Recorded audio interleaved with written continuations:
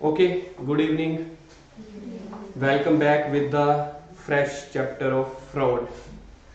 आज हम फ्रॉड की बातें करेंगे जो प्रैक्टिकल कागजों में तो आपको बड़ा बुरा लगेगा ही, पर प्रैक्टिकल लाइफ में बड़ा अच्छा लगेगा क्योंकि इससे कैश इनफ्लो बहुत ज़्यादा जनरेट होती है। और सीधा सीधा ये कैश इनफ्लो पता है कौन सी होती है? पता है आपको? नॉट सब्जेक्ट टू टैक्स, मतलब ये आपकी एग्जम्प्ट फ्रॉड कैश इनफ्लो होती है। देखो कागजों में तो आपको समझ ही सकते हो, यहाँ पे सारे संस्कार वाली बातें दी होंगी, ऑडिटर को क्या क्या करना है, क्या क्या करना है।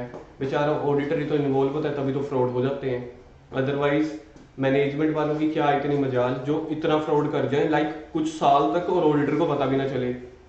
क्या हर साल ऑडिटर को पता चल जाएगा? जरूरी नहीं है।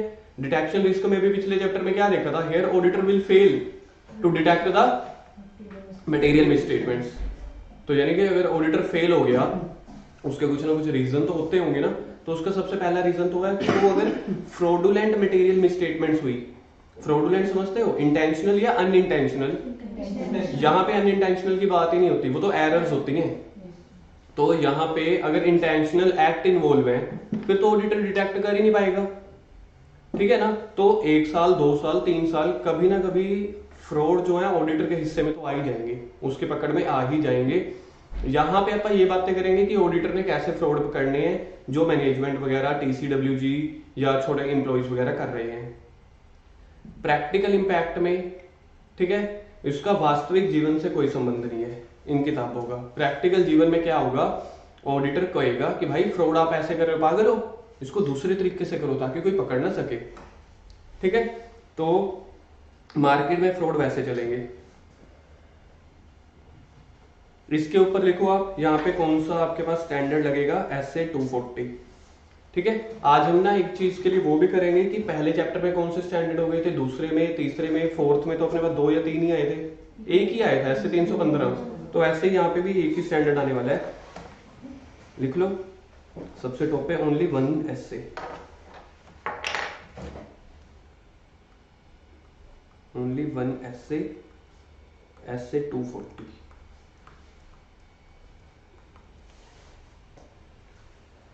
SA 240 आपकी बुक की स्टार्टिंग पे सारे मैंने स्टैंडर्ड के नेम दिए हुए हैं, ठीक है। SA 240 auditors responsibility related to fraud, auditor's responsibility related to fraud.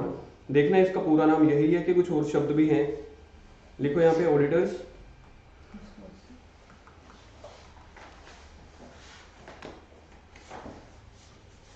Responsibility relating to fraud in audit of FS, auditor's responsibility relating to fraud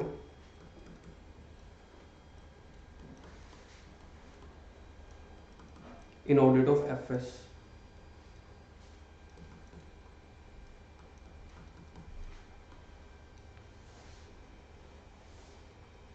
अब देखो अगर मैं कहता हूं कि ये तो स्टैंडर्ड का नेम हो गया, अब यहाँ पे क्या है? चैप्टर का name fraud and responsibility of auditor. तो इसका मतलब स्टैंडर्ड 240 भी बीच में आ ही रहा होगा।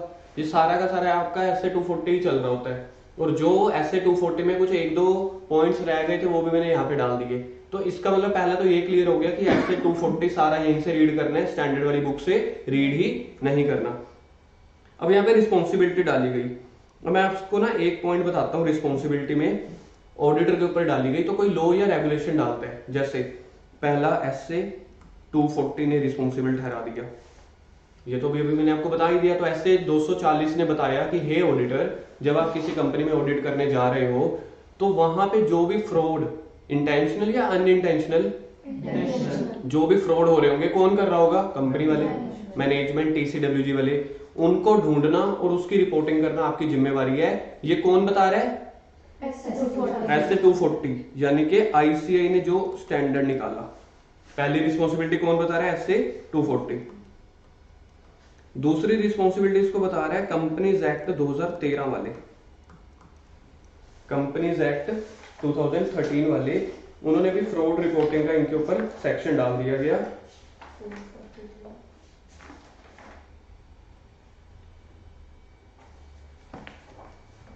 कंपनीज एक्ट का सेक्शन नंबर आता है आपके पास 143 का 12। फ्रॉड रिस्पॉन्सिबिलिटी, कंपनीज एक्ट वाले ने अपनी लिमिट्स कुछ बता दी। उन्होंने लिमिट बता दी 1 करोड़ से कम फ्रॉड है तो ऐसे ऐसे करो, 1 करोड़ से ज्यादा फ्रॉड है तो ऐसे ऐसे करो। ये लिमिट याद रख लेना, 1 करोड़। ठीक है, बड़ा इंटरेस्टिंग टॉपिक होता है, पूरे चैप्टर का सबसे इंटरेस्टिंग टॉपिक ही वही है। आई थिंक कंपनीज एक्ट में भी कर चुके हैं वहां पे, लॉ में। उसके बाद तीसरी यहाँ पे ना एक और रिस्पॉन्सिबिलिटी है, कारो 2016, कंपनीज ऑडिटर रिपोर्ट ऑर्डर। मतलब इन्होंने जब कंपनीज एक्ट 2013 आया था, जब आप छोटे छोटे बच्चे थे, तब सारे सीए लोग परेशान हो गए थे। जैसे जीएसटी आने के बाद कौन परेशान हुआ? सीए नहीं परेशान हुआ, सीए को तो इनकम मिली, सीए के बाद तो पार्टीज बनी। जीएसटी के बाद जो परेशान हुआ वो हुए थे दुकानदार टाइप के लोग, जिनको आदत ही नहीं थी, नंबर ही नहीं लिया हुआ था वैट के अंदर या सीएसटी के अंदर, उनको बोला जीएसटी में नंबर लो, ये करो। ऐसे ही कंपनीज एक्ट 2013 जब आया था ना, आज से 6-7 साल पहले, तब सारे सीए परेशान हो गए थे। उन्होंने हर पॉइंट में ना और इतनी रिस्पॉन्सिबिलिटी डाल दी ऑडिटर के ऊपर, इवन ऑडिटर के ऊपर फ्रॉड रिपोर्टिंग को लेके या फ्रॉड वाले कुछ केसेस बताए हुए हैं, 25 लाख रुपए तक सीए के ऊपर फाइन लगाया हुआ है। किताबों में सुनना बड़ा आसान लगता है 25 लाख, सोच के देखो अगर 25 लाख का फाइन सच में लग जाए, वो तो बंदा कहेगा यार मैं सीए ही क्यों बना था, है ना। तो एक और ऑर्डर है आपका companies auditor report order, companies auditor report order. यानी कहने का मतलब ये है, सरकारों का, चाहे आईसीए है, चाहे कंपनीज एक्ट है, चाहे इनकम टैक्स है, चाहे गवर्नमेंट है, उनका मन नहीं अभी रज रहा, ऐसे 240 लगा दिया। कंपनीज एक्ट ने सेक्शन 143 का 12 लगा दिया। एक और ऑर्डर निकाल दिया कि अगर कंपनी में फ्रॉड होता है ना, फिर आप कारों के अंदर ना 16 मैटर्स हैं, कारों के अंदर क्या है, 16 मैटर्स हैं। सबसे इंटरेस्टिंग टॉपिक है पूरे ऑडिट का, कारों। तो उसमें भी ये बोल दिया गया कि उन 16 मैटर्स में एक मैटर है रिलेटिंग टू फ्रॉड, कि अगर कंपनी में फ्रॉड है ना, ऐसे 240 तो लगा ही रहे हो, वो तो एज एन ऑडिट करते हुए लगा रहे हो। कंपनीज एक्ट 2013 ने बता दिया कि 1 करोड़ से नीचे फ्रॉड है ऐसे ऐसे कर लो, 1 करोड़ से ऊपर है वैसे वैसे कर लो। लेकिन अगर फ्रॉड है, अब लिमिट भी नहीं है, फ्रॉड है, तब कारों के अंदर भी आपको रिपोर्ट करनी है। कारों एक तरह से क्वेश्चनियर है जो गवर्नमेंट की तरफ से ऑडिटर को दिया गया। इंटरनल कंट्रोल क्वेश्चनियर होता था ना, जो ऑडिटर किसको देता था, मैनेजमेंट को, उससे पूछता था हाँ या ना। ऐसे ही कारों में 16 क्वेश्चंस हैं जो गवर्नमेंट ने किसको दिए, ऑडिटर को। एक लिस्ट बना के देगी और बोल दिया यस या नो भर के दो यहाँ पे, यानी कि उसमें से एक पॉइंट है फ्रॉड, क्या कंपनी में फ्रॉड हुए हैं, यस या नो ये भी भर के दो, यानी कि एक रिपोर्टिंग हो गई है। फिलहाल तो ये 3 रिपोर्टिंग है, अगर कुछ और भी आती है तो हम डिस्कस करके चलेंगे। ठीक है, तो ऑडिटर के ऊपर फ्रॉड अगर कंपनी में हो रहे हैं उससे रिलेटेड क्या रिस्पॉन्सिबिलिटीज रहने वाली हैं। अब सबसे पहले यहाँ पे बातें अपनी चलेंगी, देखो ये है ऐसे 240 auditors responsibility relating to fraud in audit of FS. सबसे पहले बातें चल रही है नंबर 1 मीनिंग। तब तक फ्रॉड का मीनिंग कंप्लीट नहीं हो जाएगा जब तक आप ये शब्द नहीं लिखोगे।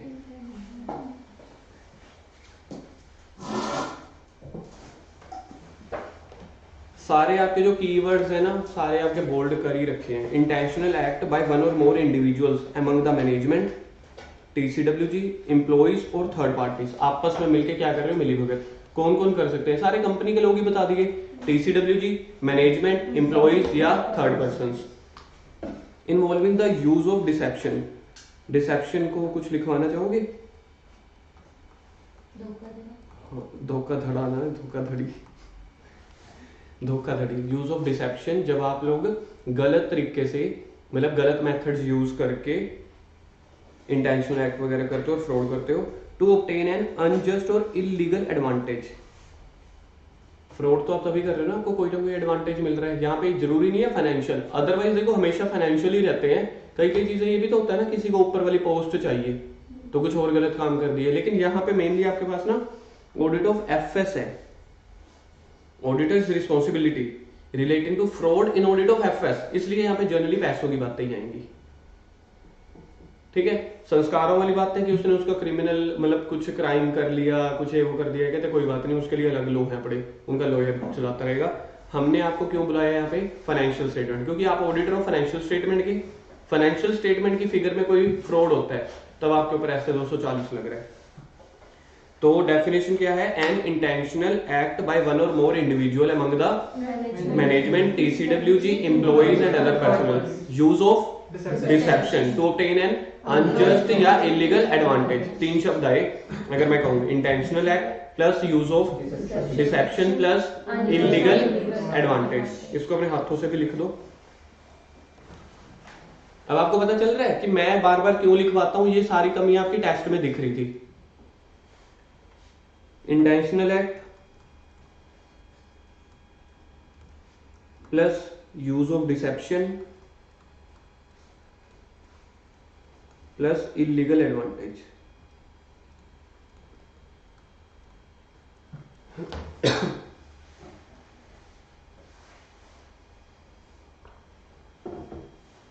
सबसे अच्छी बात बताऊं, अगर हम थोड़ा फास्ट चलेंगे, ये चैप्टर 2 दिन का है सिर्फ, आज और कल का। अगर हम थोड़ा फास्ट चलेंगे और थोड़ी सी क्लास अगर लंबी लगाएंगे तो। Point number 2, auditor is concern with those fraud which cause a material misstatement in the FS and not other areas. कह रहे हैं जिसकी वजह से वो वाले फ्रॉड मेरे हिसाब के हैं, जैसे जैसे मैंने अभी आपको डिस्कस किया, which cause a material misstatement in FS. Financial figure गलत है, मेरे को तो उस फ्रॉड से लेना देना है। आपको आपके एम्प्लॉय ने दूसरे एम्प्लॉय के साथ झगड़ा कर लिया, ठीक है, फ्रॉड करके उसको मार दिया, पोजीशन अपर हायर कर ली, भाई अपने को कुछ नहीं लेना। तीसरा, although the auditor may suspect या identify the occurrence of fraud. ठीक है, कह रहे हैं ऑडिटर को पता तो चल सकता है, मे सस्पेक्ट या आइडेंटिफाई, वो शक के बिना पे आइडेंटिफाई कर सकता है, but does not make a legal determination whether fraud has actually occurred. कह रहे हैं अपने आप को सीए समझ, जज मत समझ। ठीक है, तो तीसरा पॉइंट क्या है, जज नहीं समझना अपने आप को, जज नहीं समझना। तू सीए है, सीए रह, जज ना बन। ठीक है। चौथा, two types of material misstatements होती हैं आपकी यहाँ पे, two types of material misstatement, एक तो कागजी फ्रॉड, एक physically fraud. Misstatement resulting from fraudulent financial reporting, उसको लिखो कागजी fraud.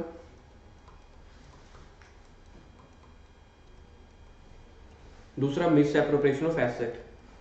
Miss appropriation of assets में देखो रिकॉर्डिंग भी हो सकती है, मैं वैसे इसको आपको समझाने के लिए लिख सकता हूं फिजिकली फ्रॉड, यानी एसेट से रिलेटेड फ्रॉड। उस एसेट से रिलेटेड फ्रॉड में भी आप कुछ कागजी गलत भी कर सकते हो, अमाउंट को ऊपर नीचे लिखना, सिर्फ आपको समझाने के लिए मैंने लिख दिया फिजिकली फ्रॉड। तो देखा जाए मीनिंग में क्या क्या चीजें आई, intentional act, use of deception और इलीगल एडवांटेज। दूसरे पॉइंट में बोला कि हर वो फ्रॉड आपके लिए इंपॉर्टेंट है जो मटेरियल मिसस्टेटमेंट क्रिएट करता है, कहां पे, एफएस में। तीसरा, कह रहे हैं ऑडिटर में सस्पेक्ट या identify the misstatement but not determine the legal impact. और चौथा आपके पास बोला गया दो तरह की मिसस्टेटमेंट्स निकलती हैं, एक फ्रॉडुलेंट फाइनेंशियल रिपोर्टिंग और दूसरा मिस एप्रोप्रिएशन ऑफ एसेट। ये दो शब्द आपको याद रखने हैं, पूरे चैप्टर में यही चलेंगे, fraudulent financial reporting. Financial reporting मैंने आपको बहुत बार बताया है, अकाउंटिंग रूल्स, रेगुलेशन, स्टैंडर्ड्स, जैसे इसकी एक एग्जांपल क्या हो गई, शेड्यूल 3 की बैलेंस शीट, सारे अकाउंटिंग स्टैंडर्ड फॉलो करना। फाइनेंशियल रिपोर्टिंग, रिपोर्टिंग करने का मतलब होता है जो आप शेड्यूल 3 को रिपोर्ट वगैरह कर रहे हो, बना रहे हो, वो चीजें। तो फ्रॉडुलेंट फाइनेंशियल रिपोर्टिंग और miss appropriation of assets. Point number 2, characteristics, elements या फीचर ऑफ फ्रॉड। तीन चीजों को मिला के ये बनेगा। अगर कैरेक्टरिस्टिक्स आपके पास आते हैं, सबसे पहले तो ना जब आप फ्रॉड कर रहे हो, इंसेंटिव्स या फिर प्रेशर होता है आपके ऊपर। इंसेंटिव समझते हो, लालच, आपको लग रहा है कि ये फ्रॉड करो, A4 वाले सारे पेपर हमारे, आर्टिकल लेवल के फ्रॉड है ना, जिसको मैं बार बार बोलता हूँ। उसके बाद आपने सोचा यार A4 पेपर नहीं, हमें तो पूरा का पूरा डिब्बा चाहिए जिसके अंदर 10 रिम है, एम्प्लॉइज लेवल के फ्रॉड। वो कहेगा यार क्या तुम A4 पेपर के ऊपर पढ़े हो, ऐसे करो, पूरा एक स्टॉक आ रहा है, स्टॉक ही अपने अंदर, फिर एक TCWG वाला आ रहा है, कह रहा है ट्रक के अंदर। तो लेवल ऑफ फ्रॉड आपकी पोस्ट पे डिपेंड करते हैं। तो सबसे पहले आपको उस पर क्या देखना चाहिए, इंसेंटिव, कि क्या मैं अगर ये फ्रॉड करता हूं मुझे कुछ मिल रहा है बदले में कि नहीं, या फिर प्रेशर। प्रेशर आप समझते हो, E&Y, KPMG, बिग 4 में आपको बिठाया जाता है सुबह 9 बजे से लेकर रात को 9 बजे तक। कहने को 9 या 10 घंटे की ड्यूटी है ना, बच जाते हैं 2। जिसके नोन है ना, जिसके बिल्कुल ही पर्सनल नोन है, उनको पता है रात को 1 भी बजता है, रात को 11-12 तो नॉर्मल बज ही जाते हैं। अगर थोड़ा सा सीजन है तो 10-11 ठीक है, रेगुलर में तो 7-8 आम बात है। लेकिन अगर सीजन है जो मार्च और सितंबर वाला होता है, फिर आप छोड़ दो, फिर आने का टाइम है, जाने का नहीं। जैसे वो कपिल शर्मा शो में बोलता नहीं है डॉक्टर गुलाटी, कहता हमने एंट्री टिकट फ्री रखी है because we charge for exit ticket. तो एक बार आ जाएंगे हमारी मर्जी से, 50,000 रुपया महीना दे तो रहे हैं आने का, जाओ हमारी मर्जी से। तो प्रेशर ही बहुत है, ओवर टाइम मिल नहीं रहा। अब मेरे जीजू नोएडा में जॉब कर रहे हैं आईटी कंपनी में, ठीक है, ही इज अ मैनेजर, कि ना मजा आता है सोच के ही इज मैनेजर। उनको फोन करता हूँ मैं रात को 11 साढ़े 11 बजे निकल रहा हूँ ऑफिस से, सुबह 8:30 बजे बेबी को छोड़ते हुए स्कूल और खुद 8:45 बजे ऑफिस। 8:45 जाने का टाइम तो फिक्स है, 8:45 से 9 बजे बायोमेट्रिक आपको डालना ही डालना है। आने का टाइम कोई फिक्स नहीं है मैनेजर, सैलरी बड़ी अच्छी है, ठीक है, करोड़ों में कमा रहे हैं, सच में करोड़ों में कमा रहे हैं, करोड़पति हैं। जीजू माफ कर देना, वैसे ही बोल रहा हूँ। तो कहने का मतलब आपके ऊपर प्रेशर है, लेकिन आपको बदले में, मैंने ये बात बोली क्यों, क्योंकि मैंने जीजू से पूछा था कि आपको ओवर टाइम मिलता है, कहते ओवर टाइम कुछ नहीं है, कहते जब सैलरी अच्छी दे रहे हैं वो फिर नहीं वो देते। ऐसे मोहाली में एक कंपनी है एस्क्लोन, वहां पे भी आने का टाइम है, जाने का टाइम नहीं है। कुछ और भी बड़ी कंपनीज होती हैं, तो आपके पास प्रेशर है, आपको ओवर टाइम नहीं मिल रहा, चल यार करो फ्रॉड। तो एक पहला इंसेंटिव या फिर प्रेशर। दूसरा आपके पास रहता है अपॉर्चुनिटी। मेरे को बताओगे अपॉर्चुनिटी का मतलब? आप जितना मर्जी अपने मन में इंटेंशनल बिठा लो, ठीक है, या प्रेशर है आपको या इंसेंटिव मिल रहा है, अगर अपॉर्चुनिटी होगी तभी तो फ्रॉड कर पाओगे। इसका मेन पैटर्न पता क्या निकलेगा? इंटरनल कंट्रोल आपका वीक है, और इंटरनल कंट्रोल तो आपका बड़ा डिटेल में पढ़ा है। अगर इंटरनल कंट्रोल वीक है तभी आपको कंपनी के अंदर अपॉर्चुनिटी मिल सकती है फ्रॉड करने की। और तीसरा है आपका एटीट्यूड। देखो इंसेंट आपको पता है अगर आप लोग वो बन जाओ ना सीरियल किलर वगैरह कुछ ऐसे, उसके पैसे बड़े मिलते हैं। एक बंदे को मारो, ओह 30-40 लाख, अच्छा बिजनेस है यार, करियर भी अच्छा है उसमें। 1 to 4 नहीं देखी कि वो मेरे बेटे का पहला मर्डर है, उसका सारा करियर उसी के ऊपर डिपेंड है, क्योंकि पैसा बहुत है। पहली चीज इंसेंटिव तो बहुत है, दूसरी चीज अपॉर्चुनिटी तो बहुत है भाई। आजकल दुश्मनी बड़ी है, हाँ भी फोन करो यार बंदा मारने के लिए, फेसबुक पे डाल दो I am professional for serial killing, ठीक है, तो बड़ी अच्छी अच्छी कॉल्स आएंगी आपको। हो सकता है आरबी वो सीआईडी वगैरह से भी आएंगी कुछ कॉल्स। तो अपॉर्चुनिटी भी आपके पास है। मन की धारणा भी तो होनी चाहिए ना। अगर आपकी मन की धारणा ही नहीं है किसी को मारने की, फिर आप क्या कर लोगे? फिर आपको पता है इंसेंटिव बहुत है, चाहे प्रेशर बहुत है, प्रेशर गरीबों को तो बहुत ही है ना, ठीक है, अपॉर्चुनिटीज भी बहुत है, इस लाइन में तो करियर बड़ा अच्छा चल सकता है। लेकिन अगर आपके मन की धारणा ही नहीं है, मतलब आपका एटीट्यूड, सबसे जरूरी तो वही है ना, आपका माइंडसेट। रैशनल मतलब आपकी समझदारी, आपका माइंडसेट, तो वो भी डिपेंड करेगा कि फ्रॉड करने हैं या नहीं करने। तो फ्रॉड को करने के लिए, फ्रॉड की डेफिनेशन अलग चीज थी, फ्रॉड को करने के एलिमेंट 3 है। पहला, आपके ऊपर प्रेशर है या फिर इंसेंटिव अच्छे खासे मिल रहे हैं, प्लस अपॉर्चुनिटी भी है। अपॉर्चुनिटी तो होगी क्योंकि इंटरनल कंट्रोल वीक होगा, प्लस आपका रैशनल यानी कि एटीट्यूड, आपका माइंडसेट। अगर आपका माइंडसेट वैसा है तो आप फ्रॉड कर लोगे। तो एटीट्यूड, रैशनल, या इसको मैं बोल दूंगा सिंपल शब्दों में माइंडसेट। तो ये 3 चीजें इकट्ठे मिला के बनते होते हैं आपके पास फ्रॉड। अब देखते हैं इंसेंटिव, ये कैरेक्टरिस्टिक्स है। जब भी कैरेक्टरिस्टिक्स आएंगे आप इन 3 चीजों को लिखोगे ही लिखोगे। तो पहला है इंसेंटिव या प्रेशर टू कमिट फ्रॉडुलेंट या फ्रॉड्स, लिख लो इसको ना, फ्रॉड्स या फ्रॉडुलेंट एक्टिविटीज लिख दो या फिर फ्रॉड लिख दो। This fraud may exist when management is under pressure. अब छोड़ देना वो सीरियल किलर वाला, ठीक है, कई बार हमारी इमेजिनेशन वही बनी रह जाती है। अब आ जाओ बात मैनेजमेंट पे। मैनेजमेंट वालों ने कुछ चोरी करनी है। This fraud may exist when management is under pressure from sources outside या इनसाइड द एंटिटी, ठीक है, to achieve an expected earning target. Circle कर दो इसको, to achieve an expected earning targets. घर पे बीवी कह रही है मेरे को चांदी के छल्ले नहीं चाहिए, सोने के चाहिए। अब कुछ तो करना पड़ेगा ना, बंदा सीए तो है नहीं, अकाउंटेंट है, तो बंदा क्या करे? अब साइन तो उसके चल नहीं सकते, तो कुछ तो करेगा ना। Those target given by the company में भी अनरियलिस्टिक। कंपनी को मैंने बीवी का नाम दे दिया, ठीक है। तो पहला आपके पास क्या निकल के आ गया? अगर प्रेशर है, प्रेशर में आपके पास क्या क्या पॉइंट निकल के आ गए कि आप अचीव करना चाहते हो कुछ, टू अचीव अनएक्सपेक्टेड अर्निंग।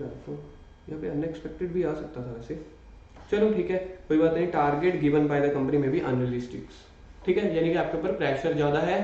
तो इन्होंने जो एक्सप्लेनेशन दी हुई है प्रेशर के पॉइंट ऑफ व्यू से दी हुई है, तो आप इसमें इंसेंटिव की भी डाल सकते हो एक लाइन अपनी मर्जी से कि you want to achieve the unjust या इलीगल एडवांटेज या इंसेंटिव्स। दूसरा अपॉर्चुनिटी भी है आपके पास, it may exist when individual believes internal control can be overridden, तो इसको लिख दो, that is when IC are weak, internal controls are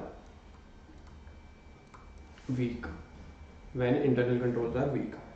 For example, because the individual is in a position of trust or has knowledge of specific deficiency in the internal control. Position of trust को समझते हो? मतलब आपने विश्वास अच्छा खासा जमा लिया, बना लिया, लेकिन बाद में पीठ पीछे छुरी। तीसरे रैशनल एटीट्यूड, जो आपका माइंडसेट है, individual may be able to rationalise committing a fraudulent act. Some people possess an attitude, character or certain ethical value that allow them knowingly or intentionally to commit a dishonest act. Even honest individual can commit fraud in an environment that impose sufficient pressure on them या फिर और incentives.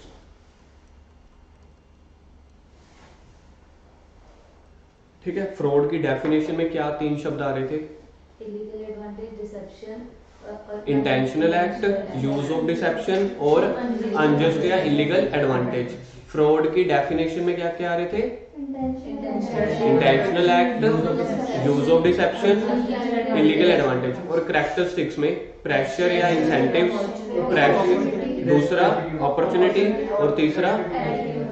अब देखो opportunity को अब आपने ऐसे लिखना है, a perceived opportunity of commit fraud, pressure या इंसेंटिव टू कमिट फ्रॉड. क्योंकि कल मैं अगर आपका टेस्ट लूंगा, आप पता क्या लिख दोगे? Incentive oblique pressure. अब मुझे तो कुछ कीवर्ड्स के लिए आपको याद करवाना पड़ेगा ना, तो आपको यही चीज लिखनी है, इंसेंटिव या pressure to commit the fraud. Perceived opportunity to commit fraud, perceived word छोड़ सकते हो, लेकिन ये अपॉर्चुनिटी टू कमिट फ्रॉड. तीसरा ठीक है, रैशनल और एटीट्यूड. अब आ रहा है तीसरा point, different ways to commit the fraud. आपको याद है हमने एक रैप किया था, रैप की फुल फॉर्म प्रोसीजर या प्रोसेस? प्रोसीजर. प्रोसेस होता था एंटिटी के लिए. ऐसे ही वहां पे भी अपने पास क्या चार्ट निकल के आ रहा था, रैप, फैप के अंदर टीओसी और एसपी, एसपी के अंदर 2, टीओडी और एसपी. ऐसे ही इधर है. फ्रॉड कैसे कैसे कर सकते हैं?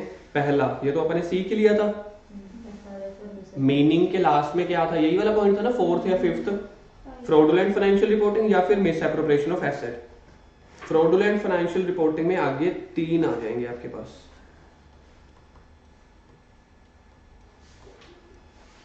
फ्रॉडुलेंट फाइनेंशियल रिपोर्टिंग में आपके पास टोटल 3 पॉइंट निकल के आ जाएंगे. पहले मैं एक बार के लिए बोल देता हूं, फिर आप अपनी स्पेस यूटिलाइज कर लेना.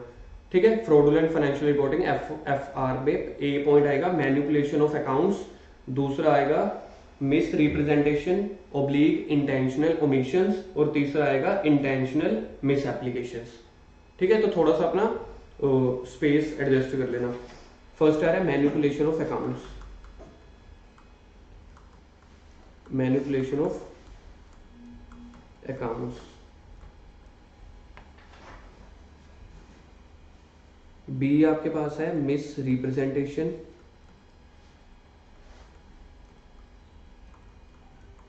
Oblique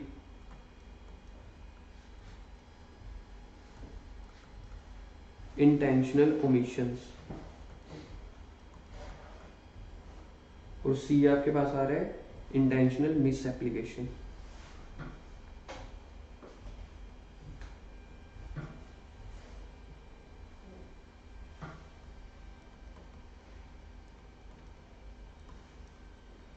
miss application of accounting principles.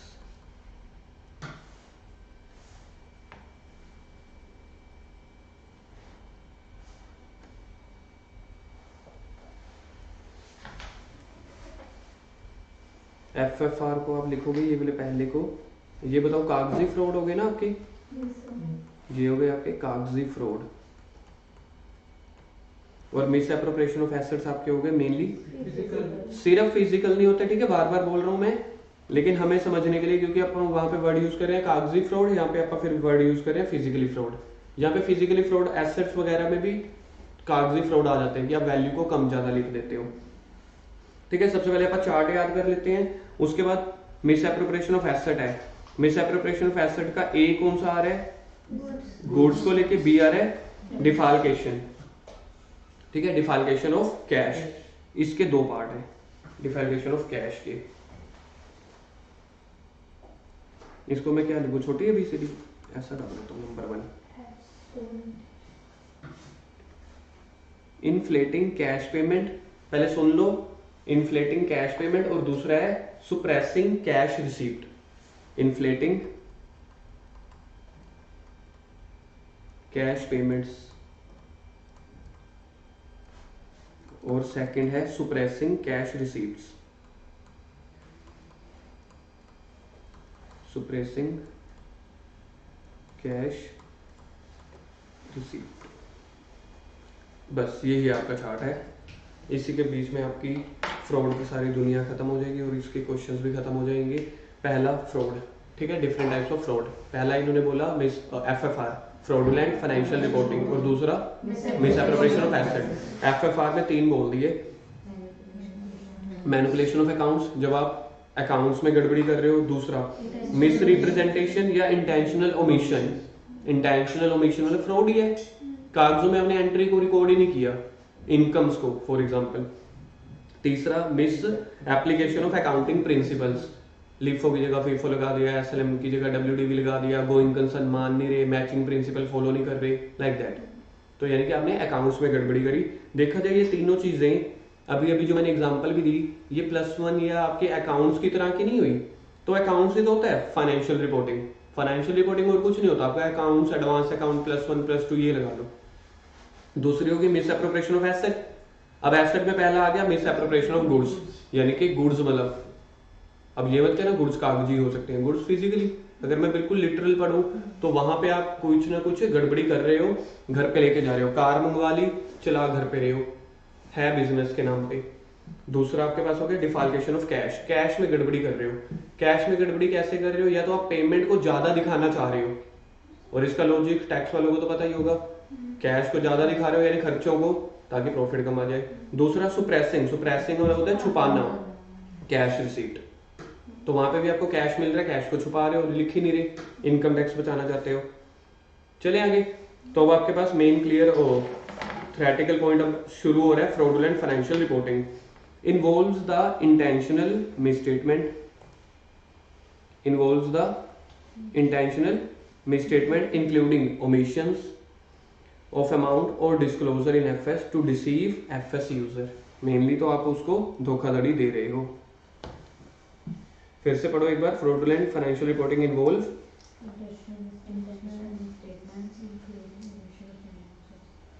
Omissions. ये देखा जाए तो ऊपर वाले एबीसी वाले पॉइंट्स तो इन्होंने लिख के रख दिए। अब इन्होंने बोला different ways to commit fraudulent financial reporting. अभी ये तीनों के अंदर की थ्योरेटिकल पॉइंट ऑफ व्यू से नहीं पहुंचे। जो पहला आपका नंबर 1 क्या था, एफएफआर। तो कह रहे हैं एफएफआर फ्रॉडुलेंट फाइनेंशियल रिपोर्टिंग आप कैसे कैसे कर सकते हैं। अगर सीधा सीधा ये क्वेश्चन आएगा फिर आप उसके 3 नहीं बताने वाले, फिर आप सीधा यही आंसर बताने वाले हो, क्योंकि उसके 3 अपने अलग अलग हैं। देखो नेक्स्ट पेज पे, मैनिपुलेट द अकाउंट्स अलग है, इंटेंशनल ओमिशन अलग है, intentional misapplication of accounting principle अलग है। डन। तो पहला आपके पास क्या निकल के आ रहा है, एफएफआर कमिट करने के मतलब कौन से वेज हो सकते हैं। सबसे पहला recording the fictitious journal entries particularly close to the end of an accounting period. ये चीज तो हम भी बड़ी करते हैं। 29 मार्च को आप डाल देते हो, 2 या 3 अप्रैल को उसकी रिवर्स एंट्री डाल देते हो। क्यों? क्योंकि फाइनेंशियल स्टेटमेंट में उसका इंपैक्ट दिखाना चाहते हो, प्रॉफिट को कम ज्यादा करने के लिए। पहला क्या हो गया, फिक्टिशियस जर्नल एंट्री, झूठ मूठ की। दूसरा inappropriately adjusting the assumption and changing the judgments used to estimate the account balance। आप inappropriate, शब्द पहले ही क्लियर है, inappropriately सही से नहीं लेकिन गलत से एडजस्ट कर रहे हो अपनी assumption को, या जजमेंट चेंज कर रहे हो to estimate the account balance। inappropriately adjusting the assumptions या फिर changing the judgment। omitting, advancing or delaying the recognition in FS of event and transaction that have occurred during the reporting period. या तो आप transaction को omit कर रहे हो, या एडवांस यानी कि प्रीपेड दिखाना शुरू कर दिया, या फिर डिले। ठीक है, एफएस में आप रिकॉर्डिंग कर ही नहीं रहे, या तो कर नहीं रहे, या तो जल्दी कर रहे हो, या लेट कर रहे हो। ओमिट का मतलब नहीं कर रहे। एडवांस का मतलब प्रीपेड, जल्दी कर रहे हो, और डिले का मतलब उस साल की है कर ही नहीं रहे, अगले साल कह रहे हो कर लेंगे। डी, कंसीलिंग या फिर not disclosing the fact that could affect the amount recorded in the FS, that could affect. आप या तो कोई फैक्ट छुपा रहे हो या फिर आप छुपा नहीं रहे लेकिन डिस्क्लोज नहीं कर रहे, आपको पता चल गया फ्रॉड हो गया है, आपको पता चल गया फ्रॉड हो गया लेकिन आप बता नहीं रहे। आप पता क्या कह रहे हो, मुझे तो पता था लेकिन किसी ने पूछा नहीं। तो भाई पूछा नहीं, बताना तो पड़ेगा ना। तो कोई फैक्ट है या तो आप कंसील कर रहे हो या फिर डिस्क्लोज नहीं कर रहे, बात तो यही हो गई। पैसे का ना आना भी तो जाना ही हो गया ना। Engaging in complex transaction that are structure to misrepresent the financial position, कुछ आप जान के ही कॉम्प्लेक्स ट्रांजेक्शन कर रहे हो, क्या करने के लिए, to misrepresent the financial position या फाइनेंशियल परफॉर्मेंस। आपके लिए मैं बता दूं फाइनेंशियल पोजीशन क्या होता है, balance sheet. Financial performance P and L account. ये +1 में सिखाया जाता है, अच्छे अच्छे टीचर आपको सिखाते हैं। बहुत अच्छे टीचर्स। तो आप कॉम्प्लेक्स ट्रांजैक्शन इन्वॉल्व कर रहे हो फाइनेंशियल पोजीशन को मिस रिप्रेजेंट करने के लिए या फाइनेंशियल परफॉर्मेंस को, और लास्ट आपके पास है रिकॉर्ड को या टर्म्स और कंडीशन को आप ऑल्टर कर रहे हो। ये है एफएफआर के डिफरेंट वेज, पेपर में आए हुए हैं, स्टडी मटेरियल में भी आ रखे हैं। तो ई आप इसको डाल सकते हो, ये एग्जाम का क्वेश्चन बन चुका है। देखते हैं क्या क्या पॉइंट्स हैं। समझने वाइज मेरे हिसाब से कोई भी ऐसा पॉइंट नहीं है कि जो समझने के लिए मतलब कुछ ज्यादा ही टेक्निकल हो। हार्ड क्या है, याद करना। पहला, फिक्टिशियस जर्नल एंट्रीज आप रिकॉर्ड कर देते हो, mainly close two year and transactions. दूसरा आपके पास है इनएप्रोप्रिएट एडजस्टिंग द असम्पशन या चेंजिंग द जजमेंट्स। तीसरा आपके पास है ओमिटिंग एडवांस या डिलेइंग द ट्रांजैक्शन या रिकॉग्निशन इन एफएस। फोर्थ आपके पास है कंसीलिंग या फिर नॉट डिस्क्लोजिंग द फैक्ट्स। पांचवा, कॉम्प्लेक्स ट्रांजैक्शन में इन्वॉल्व हो रहे हो जो अफेक्ट कर सकती हैं फाइनेंशियल पोजीशन को भी, फाइनेंशियल परफॉर्मेंस को भी। और लास्ट आपके पास है altering the records and terms relating to significant and unusual transaction. Topic का नेम क्या है, एफएफआर को कमिट करने के different ways to commit the FFR. Number 1, recording the fictitious journal entries mainly related to close year end, ठीक है। दूसरा, इनएप्रोप्रिएटली adjusting the assumptions या फिर आपके पास है चेंजिंग द जजमेंट्स। तीसरा आपके पास है ओमिशन एडवांसिंग या delaying the transaction in recognition of FS. Fourth आपके पास है कंसीलिंग या not disclosing the fact which may affect the FS. उसके बाद है engaged in complex transaction which affect the financial position and financial performance। और last में altering the records and terms। FFR may be accomplished by the following। ये उसके वो 3 सब parts हैं, ठीक है, लिख दो सब parts of FFR।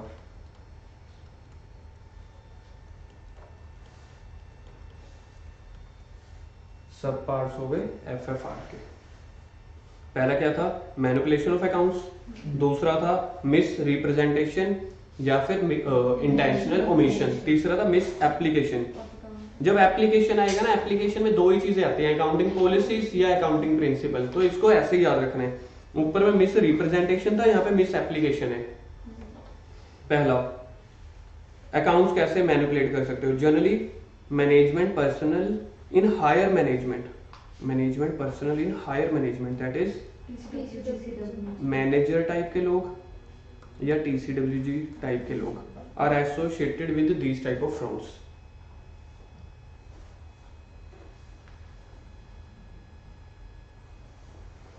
Reasons this type of fraud generally committed to avoid the incidents को कट कर दो यार, to avoid income tax और other taxes।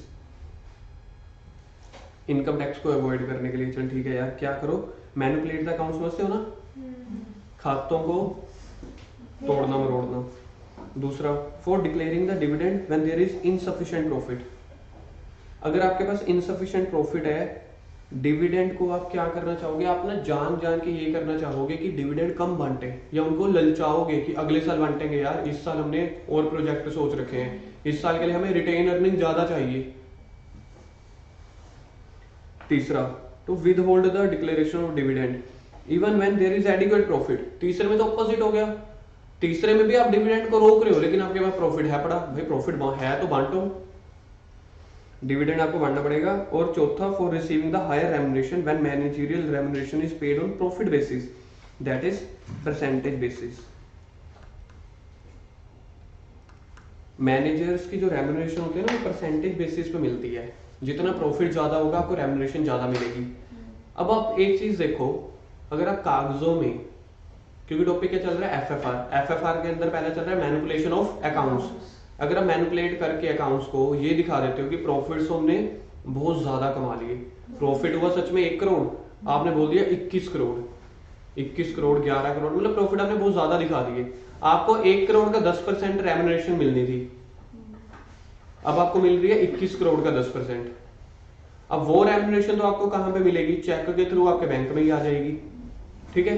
तो यानी कि आपने किताबों को छेड़छाड़ करके रेम्युनरेशन तो आपने सच में ज्यादा निकलवा ही ली, तो ये वो चीज है।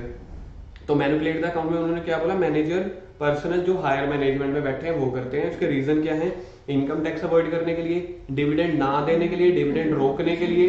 पहला था इनसफिशिएंट प्रॉफिट है तो नहीं दे पा रहे, सफिशिएंट प्रॉफिट है तो भी नहीं दे पा रहे, और चौथे में रेम्युनरेशन को हाई करने के लिए।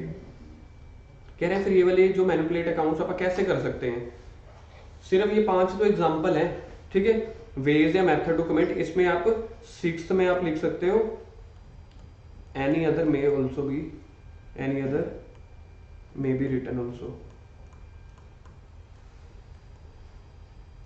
पहले तो आपने वैसे यही लिखना है कि जो 5 दिए हुए आईसीए ने वही लिखो, लेकिन आप और भी लिख सकते हो। जजमेंट बेस आईसीए बताता है कि एग्जामिनर होते हैं, तो ये वाले पॉइंट्स तो अगर मैं एज एन एग्जामिनर हूं, मेरे को पता है कि अगर स्टूडेंट को अकाउंट्स की नॉलेज है तो इसके अलावा 1-2 पॉइंट ऊपर नीचे हो गए तो भी चल जाएगा। तो कैसे आप कर सकते हैं मैनिपुलेट द अकाउंट्स, इन्फ्लेटिंग या सुप्रेसिंग द परचेज एंड एक्सपेंसेस। मुझे बताओ, अगर मैं इसका एक लॉजिक लिखना चाहता हूँ, एक्सपेंसेस अगर आपके इंक्रीज हो गए तो टैक्स कम देना पड़ेगा, प्रॉफिट कम हो जाएगा, एक्सपेंसेस अगर आपके इंक्रीज हो गए तो प्रॉफिट डिक्रीज हो जाएगा, प्रॉफिट डिक्रीज हो गया तो टैक्स भी डिक्रीज हो जाएगा। यही तो इन्होंने रीजन बताया था पहला। अगर टैक्स डिक्रीज हो रहा है तो उसको आप कैसे करोगे, अकाउंट्स मैनिपुलेट करने हैं ना, खर्चों को बढ़ा दो, इन्फ्लेट कर दो। इन्फ्लेट करना मतलब बढ़ाना। दूसरा इन्फ्लेट, देखो यहाँ पे ना इन्फ्लेट के साथ सुप्रेसिंग भी आ रहा है, ठीक है, बढ़ाना कम करना। अब जैसे अगर मैं आपको ये बात बताता हूँ, जो सत्यम वाला केस था, सत्यम वाले केसेस की इंटेंशन थी कि वो प्रॉफिट को बढ़ाना चाहते थे, तो वो फिर एक्सपेंसेस को सुप्रेस कर रहे होंगे, क्योंकि अगर वो एक्सपेंसेस को सुप्रेस करेंगे, छुपाएंगे, तो प्रॉफिट ज्यादा आएगा ना, वही तो उनका मकसद था। वो तो आपको फ्रॉड देखना पड़ेगा। यहाँ पे ये जरूरी नहीं है कि आप प्रॉफिट को कम कर रहे हो या खर्चों को बढ़ा रहे हो। पॉइंट है कि मैनिपुलेट द अकाउंट्स, वो कैसे हो सकते हैं, इन्फ्लेट कर दो या डिफ्लेट कर दो एक्सपेंसेस को। दूसरा देखो उसका अपोजिट है, इन्फ्लेट या सुप्रेस कर दो इनकम्स को। तीसरा इन्फ्लेट या डिफ्लेट कर दो क्लोजिंग इन्वेंट्री को, क्लोजिंग स्टॉक को भी ऊपर नीचे कर लो आप, अपने आप ही आपके प्रॉफिट की फिगर बदल जाएगी, जीपी एनपी की। Failing to adjust the outstanding liability या प्रीपेड एक्सपेंसेस, कोई आपके आउटस्टैंडिंग पैसे हैं या प्रीपेड हैं, उसको भी आप एडजस्ट नहीं कर रहे, या फिर कैपिटल एक्सपेंडिचर को आप रेवेन्यू या रेवेन्यू को कैपिटल मान के, तो इसी से आप क्या कर रहे हो, मैनिपुलेट द अकाउंट्स। पहला हो गया मैनिपुलेटिंग द अकाउंट्स। दूसरा आपके पास था मिस रिप्रेजेंटेशन ऑफ या इंटेंशनल ओमिशन। तीसरा था miss application of accounting policy. These arises from FS of event या ट्रांजैक्शन और अदर सिग्निफिकेंट इन्फॉर्मेशन। कुछ है ही नहीं, बस हेडिंग से ही क्लियर है, हेडिंग वाले को आप एक लाइन और डाल देना बस। तीसरा में है intentional misapplication of accounting principles.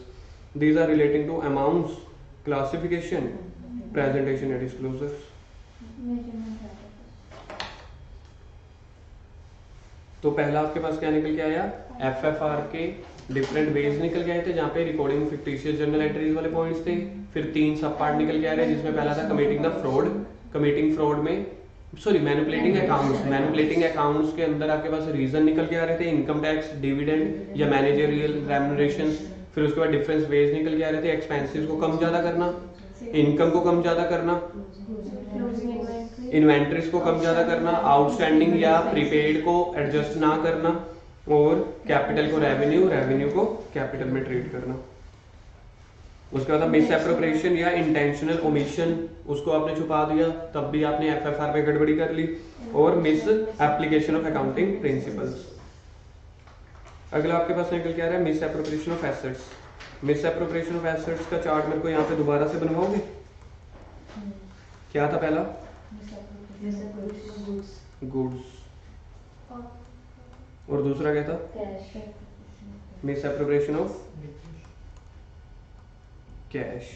Cash के अंदर दो पार्ट थे। पहला था इन्फ्लेटिंग। इन्फ्लेटिंग में क्या था? Cash payments. और इसमें दूसरा आपके पास था सुप्रेसिंग कैश रिसीट्स। क्योंकि जब आपको डायग्राम माइंड में कैप्चर हो जाता है ना, तब पॉइंट्स को मतलब कैचअप करना थोड़ा आसान हो जाता है।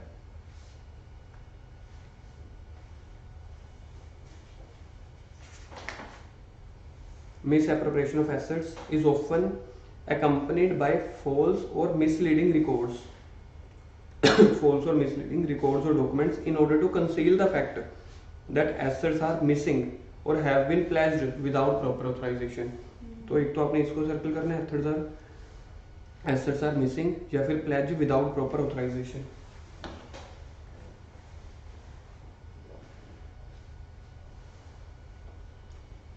क्योंकि ऊपर आपकी हेडिंग चल रही है मिस एप्रोप्रिएशन ऑफ एसेट्स, तो मिस एप्रोप्रिएशन ऑफ एसेट्स कर रहे हो तो पहले इन्होंने बोला आप अपने रिकॉर्ड्स को और डॉक्यूमेंट्स को क्या कर रहे हो? फॉल्स या मिसलीड कर रहे हो। क्या के लिए? ये दिखाने के लिए कि मेरी एसेट मिसिंग है ही नहीं, या फिर प्लेज कर दी without proper authorisation. It involves, यहाँ पे ना मैं आपकी पॉइंट्स डाल रहा हूं, मिसलीडिंग ऑफ रिकॉर्ड्स या फिर एसेट्स मिसलीडिंग। दूसरे में बोल रहे हैं कि थेफ्ट भी इसी में आ जाता है। It involves the theft of entities asset often perpetrated by employees in relatively small and immaterial amount. मतलब कि डेली बेसिस पे अगर आप अपने प्रिंट आउट निकलवा के आते हैं फॉर पेपर के, अगर मैं उसको साल के साथ कंपैरिजन करूं, ठीक है, अगर छोटी कंपनी है तो उसके लिए तो कुछ ना कुछ अमाउंट मटेरियल बन ही जाएगी ना। या फिर आप छोटे छोटे फ्रॉड करते हो वीकली बेसिस पे, 2-4 दिन के बेसिस पे 2-2, 4-4 हजार के, पूरे साल के मानोगे तो लाखों में बन ही जाएंगे।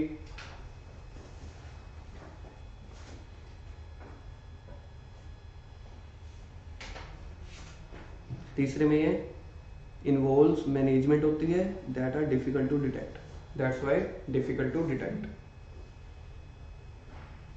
तो पहला पॉइंट मैं इसमें डालूंगा, लिखो हाथों से अपने, मिसलीडिंग द रिकॉर्ड्स,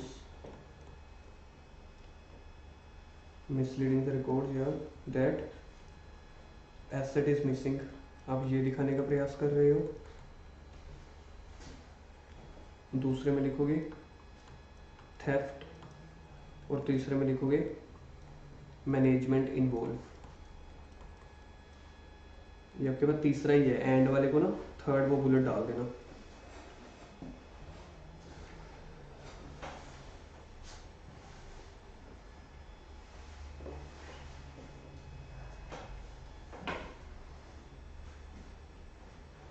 चलिए आगे। एफएफआर के अंदर मीनिंग आपके पास था, ठीक है, मीनिंग के साथ साथ क्या पॉइंट निकल के आ रहा था?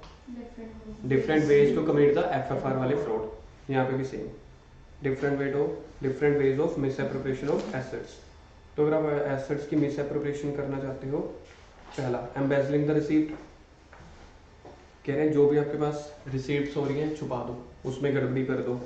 स्टीलिंग द फिजिकल एसेट या फिर इंटेलेक्चुअल प्रॉपर्टी, चोरी करके ले जाओ, बात ही खत्म।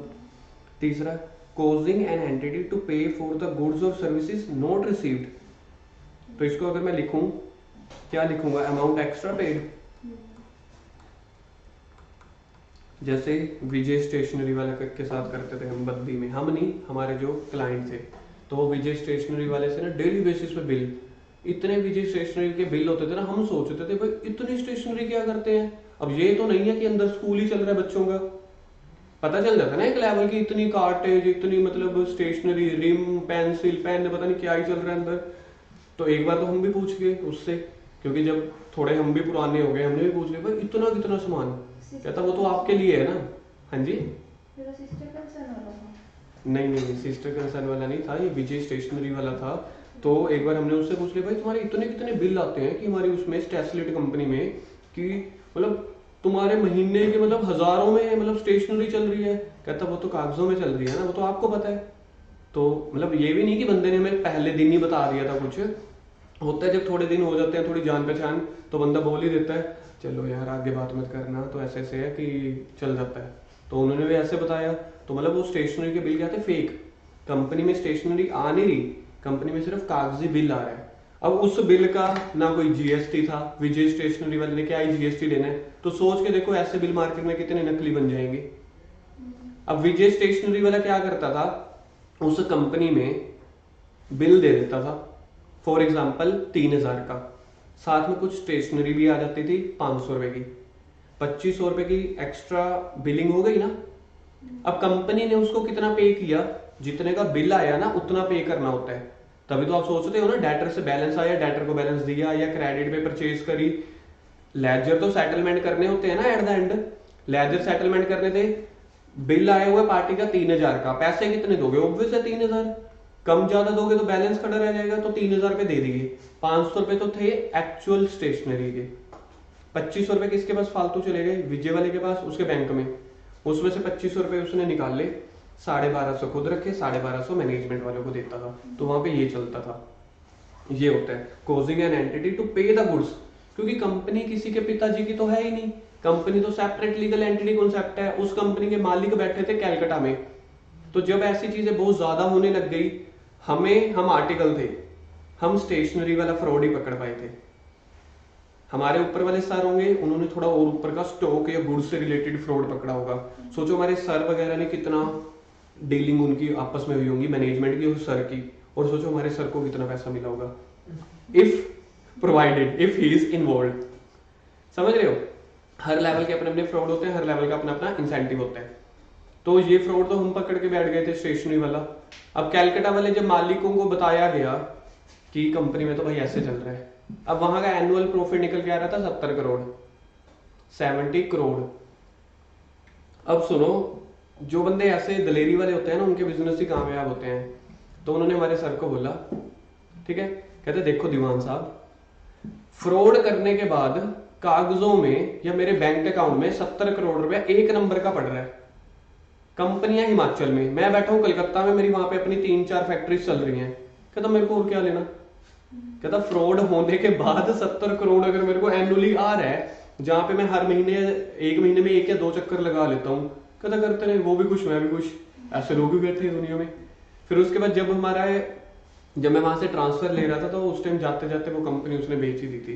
तो हमारे पास E&Y के ऑडिटर चल रहे थे, जो टेक ओवर एमलगामेशन के केसेस संभाल रहे थे उनके पास। तो ऐसे लोग भी हैं दुनिया में, कहते वो भी खा रहे हैं, हम भी खा रहे हैं, काम तो कर रहे हैं ना। Using entities asset for personal use, हमेशा ही। तो मिसअप्रोप्रिएशन ऑफ एसेट में आप ऐसे ही कर सकते हो, कार ली कंपनी के नाम पे, खुद चला रहे हो। अब जैसे मैंने ये लैपटॉप लिया, इस लैपटॉप का मैं सर को बिल दिखा रहा था, तो वो बिल मैंने पर्सनल नेम पे लिया, कहते तूने गलत कर दिया, मेरी फर्म के नाम पे ले लेते, या फिर अपनी दुकान की फर्म के नाम पे ले लेते, ITC तो मिल जाता। मुझे भी थोड़े बाद में याद आया, फिर उसके बाद कि मैंने अब जो एसेट खरीदता हूँ मैं अपनी दुकान के नाम पे खरीदता हूँ, क्योंकि ITC तो मिल जाएगा दुकान को। तो ये है आपकी मिसअप्रोप्रिएशन ऑफ अकाउंट एसेट्स के।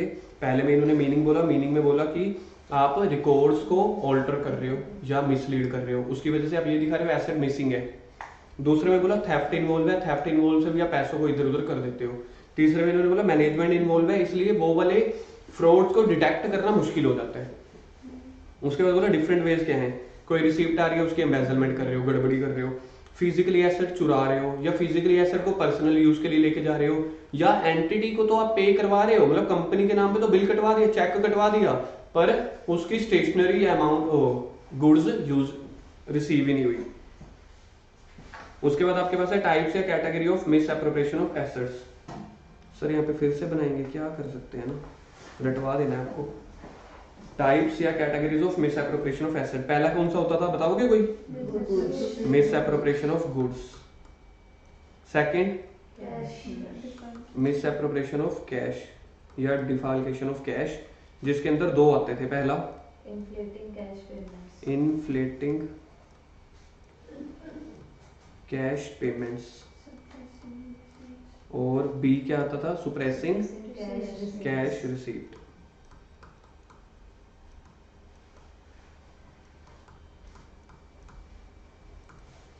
मिसअप्रोप्रिएशन ऑफ गुड्स कितने पॉइंट हैं? नंबर 1 2 3 4 5। अब दोबारा से इन्होंने वही बोल दिया, मिसअप्रोप्रिएशन ऑफ गुड्स में टोटल 5 पॉइंट है। Goods can be anything in the premises that may be machinery और डेली नेसेसिटीज। तो उन्होंने बोल दिया गुड्स में मशीनरी भी आ रहा है। अब कहते हैं हमारा अकाउंट्स नहीं चल रहा, परचेज है कि कैपिटल है, हम फिजिकली गुड्स की बातें कर रहे हैं। दूसरा, fraud in the form of misappropriation of goods is still more difficult to detect because of intentional act. Intentional तो आपको पता ही नहीं चलेगा। There must be rules and procedure for allowing the person inside the area where goods are kept. Allowing the person inside यानी कि factory में किसको रखना है, ये ध्यान में रखो। There should be external security arrangement, security guard खड़ा हो, जो ट्रक आ रहा है, जो पर्सन आ रहे हैं उनसे पूछताछ करे। Auditor can detect this by understanding thorough checking records और physical, thorough checking of records and physical verification. अगर आप ढूंढना चाहते हो, थोरो मतलब कम या ज्यादा, ज्यादा मतलब अच्छे से डिटेल्ड। तो कह रहे हैं ये होती है मिसअप्रोप्रिएशन ऑफ गुड्स। पहला इन्होंने बोला क्या क्या हो सकती है मिसअप्रोप्रिएशन ऑफ गुड्स में? मशीनरी भी। इसको बाबा हाथों से लिखे? हाँ जी सर लिखवाओ ना हाथों से, तभी तो पेपर में लिखेंगे। लिखो पहले के साइड पे ऐसे लिखो, गुड्स क्या क्या हो सकती है? मशीनरी भी हो सकती है, अदर गुड्स भी हो सकती हैं, डेली वाली भी, ठीक है। सेकंड में आप लिखेंगे difficult to detect because intentional, difficult to detect because intentional.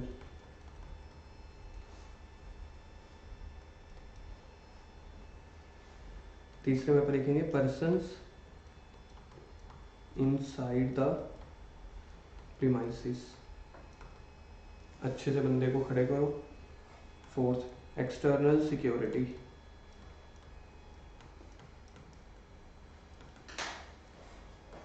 पांचवा, डिटेल्ड चेकिंग। डिटेल्ड चेकिंग क्या क्या की डिटेल्ड चेकिंग होती है? रिकॉर्ड्स की भी और फिजिकली भी। श्वेता लिख नहीं रही? पक्की बात है? फिर ठीक है। मिसअप्रोप्रिएशन ऑफ गुड्स हो गए। इसके अंदर कौन से होते थे? Defalcation of cash. Defalcation of cash में पहला क्या आता है आपके पास? Inflating the cash payment.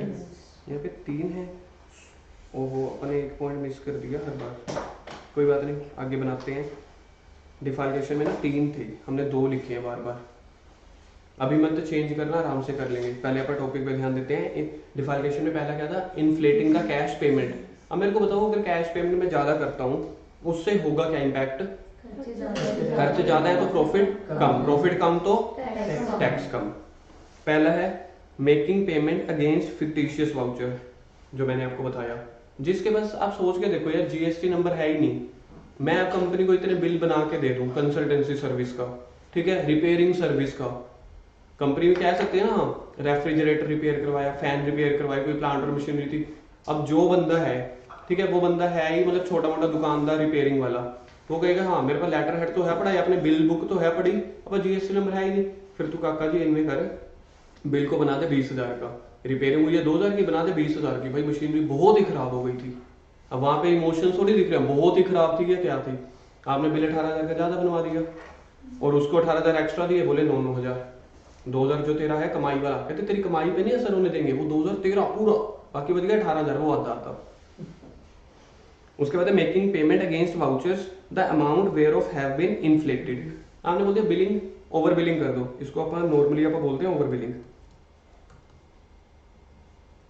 और manipulating the total of wages bye including the name of dummy workers. काम कर रहे हैं 3 एम्प्लॉई, जैसे हमारी दुकान पे 3 है, अगर मेरे को P&L बनाना है तो मैं अपनी दुकान के एम्प्लॉई दिखाता हूँ 7, सातों की दिहाड़ी जाती है 300 के हिसाब से, जबकि जाती 3 की है। लेकिन जो हमारे दिहाड़ीदार बंदे हैं वो 2 बंदों की 1 दिहाड़ी लेते हैं। उसके बाद है over casting of petty cash expenditure. Petty cashiers petty cash आप ज्यादा दिखाते हो। Keep your phone. Silent mode. Defalcation में पहला क्या गया, इन्फ्लेटिंग द कैश पेमेंट लिखे जा सकते हैं ये वाले पॉइंट बड़े आसानी से। फिक्टिशियस वाउचर बनवा दिए, ओवर बिलिंग करवा दी, डमी वर्कर्स दिखा के वेजेस दिखा दिए, या पैटी कैश एक्सपेंडिचर ज्यादा दिखा दिए। दूसरा क्या, cash receipt, teeming and lading. ये शब्द पहली बार सुना होगा, बड़ा अच्छा शब्द है ये, टीमिंग एंड लीडिंग। इसमें होता क्या है, एक पार्टी है जिसके साथ मेरी रेगुलर डीलिंग चलती है, बिल की अमाउंट भी मेरी यही चलती है, 5,000, 6,000, 7,000, 5,000, 6,000, 7,000, यही बिलिंग चलती है। अब मेरे पास 5,000 का बिल आया, समझ लो मेरे पास 5,000 के सेम बिल थे। बताओ ऐसा कौन से केस में होता है, सेम बिल? Electricity. गलत, रेंट इज द पॉइंट। एक साल के देख लो, रेंट के पॉइंट सेम है ना, तो मेरे को समझ लो 5,000 रुपए रेंट देने, पहला रेंट मेरे पास आ गया, ठीक है, और मैंने पेमेंट दिखाई नहीं, या फिर आप ऐसे समझ लो कि मेरे पास पहला रेंट का बिल आया नहीं, मैंने रेंट पहले एडवांस में दिखा दिया और उसको मैंने एडजस्ट कर दिया अगले बिल में। यानी कहने का मतलब ये है कि आपके पास एक बिल यहाँ आ रहा है, एक बिल यहाँ, एक यहाँ, एक यहाँ, एक यहाँ। अब पहली पेमेंट को दिखाई यहाँ पे रहे हो, अमाउंट तो सेम है सभी की, ठीक है, दूसरी पेमेंट को आप दिखा रहे हो यहाँ, तीसरी को यहाँ, और चलता ही चला जाता है सिलसिला। एक जो पेमेंट है ना वो आपकी जेब में ही चली गई। जैसे समझ लो डेटर से आपको पैसे आने थे, डेटर से पैसे आ गए, आपने रिकॉर्ड ही नहीं किया, उसने 2-4 दिन के बाद सेम अमाउंट का एक चेक और दे दिया, और दूसरा बिल भी सेम था, आपने उसमें दिखा दिया, और आपने ये दिखा दिया कि पहले वाले बिल के अकॉर्डिंग तो मेरे को पैसे अब मिले हैं सेकंड टाइम में, जबकि आपको दोनों में 2 बार मिल गए। समझे? फिर से बिल नंबर 1, पैसे मिल गए, डेटर कहता मेरा अकाउंट क्लियर है, डेटर को लग रहा है अपनी मर्जी से, डेटर को थोड़ी पता भाई हम तेरे अकाउंट में से टीमिंग एंड लीडिंग कर रहे हैं, फ्रॉड कर रहे हैं। हमने उसको बिल दिया, उसने पैसे दे दिए, मैंने पैसे डाल दिए जेब में, ठीक है। अगर मैं डेटर का अकाउंट बनाता हूं, डेटर का अकाउंट ऐसे ही बनता है ना, टू सेल्स 100 रुपए, जब उसने कैश दे दिया मैं कर देता हूं बाय बैंक 100 रुपए, मैंने ये वाली एंट्री दिखाई ही नहीं, 100 रुपए पैसे मिल गए, बाई चांस समझ लो कैश में मिल गए, क्योंकि यहाँ पे है क्या, कैश की तो गलतियां चल रही हैं, चेक को तो फिर नहीं आप गड़बड़ी कर सकते थे, तो मैंने 100 रुपए डाल दिए जेब में। दूसरे दिन फिर से मैंने सेल दिखाई 100 रुपए, भाई साहब ने फिर से क्या किए, पैसे दे दिए, कितने, बेचारा शरीफ ही बड़ा था 100 रुपए। मैंने कहा ये जो 100 रुपए मिले ना ये इस बिल के मिले हैं, समझे। मैंने तीसरे दिन फिर से क्या करी, उसको सेल 100 की, बेचारे ना फिर से 100 रुपए दे दिए, कहता उधारी पसंद नहीं है। मैंने कहा तुझे पसंद नहीं है तो बड़ा अच्छा तो बंदा मिला है। मैंने कहा 100 रुपए मिल गए, लेकिन इस बिल के अकाउंटेंट को या कैशियर को टोटल तो मिले 300 रुपए, अकाउंट में अभी तक उसने एडजस्ट किए 200 रुपए, 100 रुपए भी उसकी जेब में है। तो आप ये वाली चीज जो टीमिंग एंड लीडिंग बोलते हैं इसको, ये चीज आप तब मतलब इसको ना हिंदी में हमारे सर ने बोला था इसकी टोपी उसके सर, तो ये वो होता है। तो हमारे सर ने ये वर्ड यूज किया था। तो टीमिंग एंड लीडिंग में क्या होता है, जनरली अगर आपका कोई रेगुलर क्लाइंट है उसके साथ ही जल्दी जल्दी ये पॉसिबल हो सकती है। पेमेंट आपको एक्चुअली कितनी मिल गई है, 3 बिल की 300, आपने दिखाई कितनी है 200। 31 मार्च को बैलेंस दिखा रहे हो, डेटर का बैलेंस पेंडिंग है 100 रुपए। यही तो नौबत आती है जब ऑडिटर लगाता है ऐसे 505 कहता है एक्सटर्नल कंफर्मेशन, डेटर को फोन घुमा भाई, सेम अमाउंट है ना, तू तो बिल करता है, कहता मैंने तो ऑडिट में पढ़ भी रखा था तरुण सर से, उन्होंने टीमिंग एंड लीडिंग सिखाया हुआ था, अब वो प्रैक्टिकली विजन भी आ गया, कहता मैं ऐसे 505 लगाऊंगा। डेटर को फोन मिला, उससे पूछा, कहता मैं तो बड़ा ईमानदार बंदा हूं भाई, कहता मैं पहले पैसे देता हूँ बाद में वो मेरे को बिल देते हैं, कहता मेरा तो क्लियर है, उससे पूछो कहां गए वो 100 रुपए। तो टीमिंग एंड लीडिंग में आप एक पेमेंट या 2 पेमेंटें अपनी जेब में डाल देते हो, ये सोच के कि पैसे तो मिलते ही रहते हैं, उससे रेगुलर क्लाइंट है हमारा, तो जब अगले मिलेंगे एडजस्ट कर देंगे, जब तक टॉपिक घूम रही है घुमाते रहो। पर झूठ की एक स्पेशलिटी है पता है आपको, एक दिन तो पकड़ा ही जाता है, जितने मर्जी शाने बन जाओ। टीमिंग एंड लीडिंग आप कर रहे हो यानी कि एक एक्स्ट्रा पेमेंट जेब में। दूसरा, adjusting the unauthorised rebate allowances discount, customer कह रहा है मेरे को 100 रुपए की जगह, कस्टमर सॉरी क्रेडिटर 100 की जगह 90 दे दो, आप कह रहे हो ऐसे कैसे 90 दे दूं, कहते यार मैं कह रहा हूं तू मेरे को पैसे दे यार, तू 90 दे दे, कहते ये 100 रुपए का बिल, तूने 10 रुपए डिस्काउंट दिया ना वो मेरे को कैश में दे दे।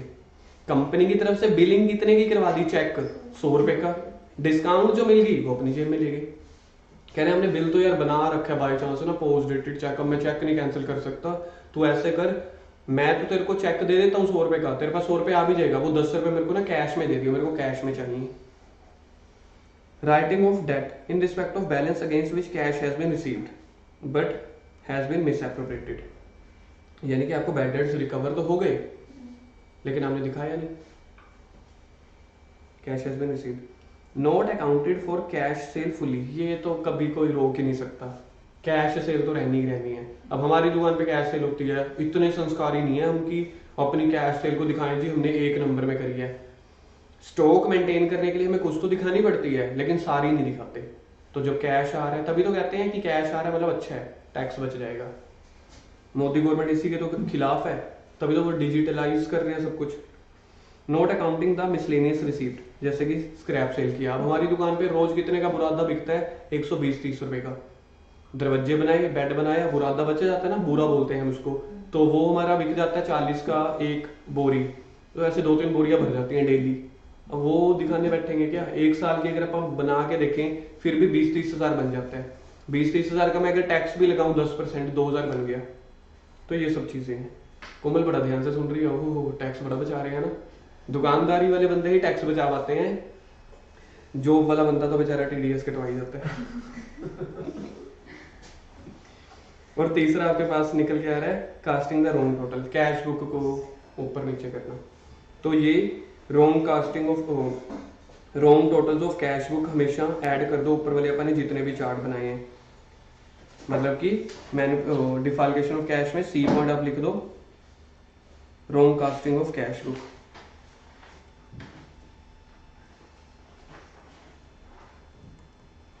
जहां पे भी 2-3 बार चार्ट बनाए हैं हर जगह सेट कर दो इसको, wrong casting of cash book.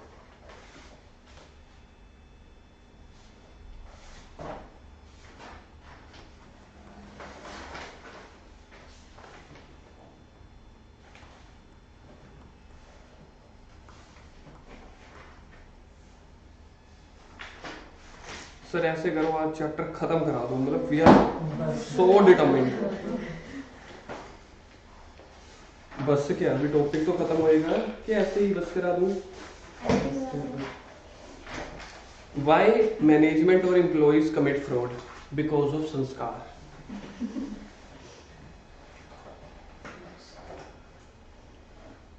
देखा जाए तो वही पॉइंट आ रहे हैं, प्रेशर आपके पास है, अपॉर्चुनिटी आपको मिल जाती है, लैक ऑफ मोटिवेशन हुए पड़े हैं।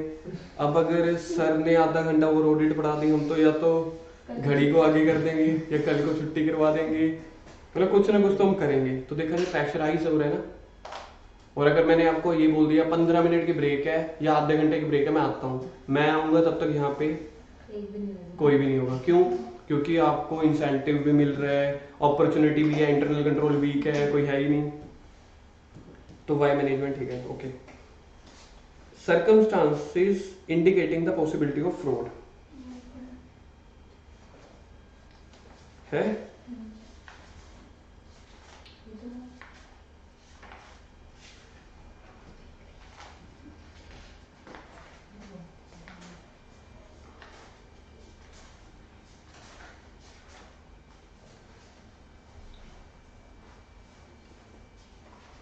इसको लिख देना इंपॉर्टेंट।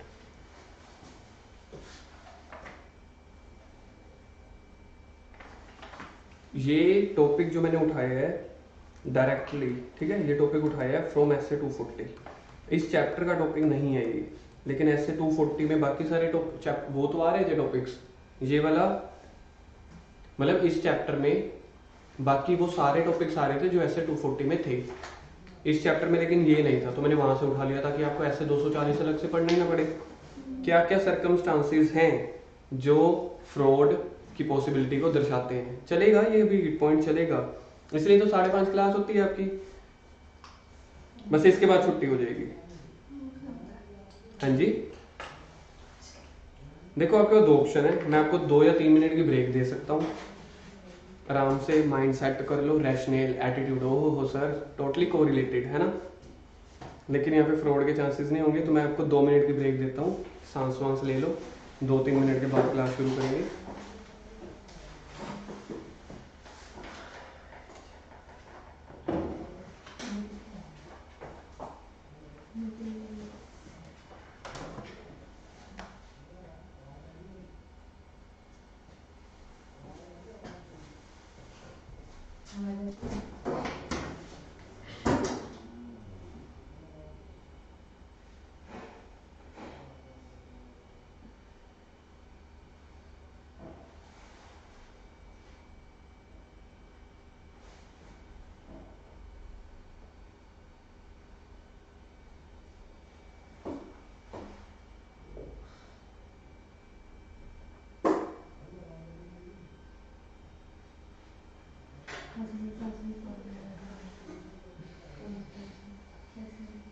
इसको गाने भी सुने थे पर अंधेरा नहीं लेता चलेगा सेंसस कैसे चलेंगे फिर सवा बजे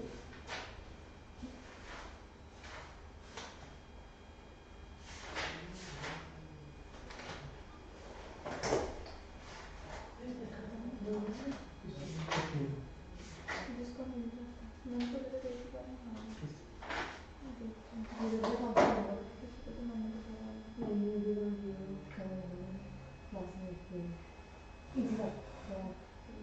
जिसमें एक कैपिटल ऐसा भी हो सकता है मुझे लग रहा है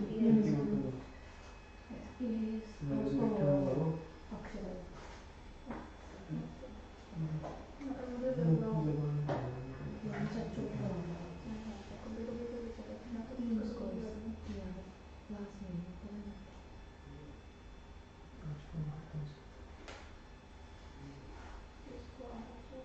इसको आठ बजे लेते हैं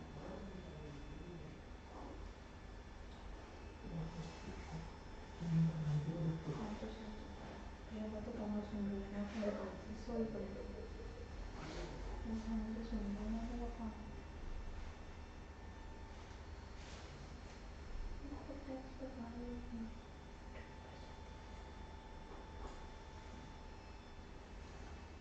मैं हमसे कोई ऐसे सुन सकती ज़्यादा टेक्स्ट नहीं कर सकती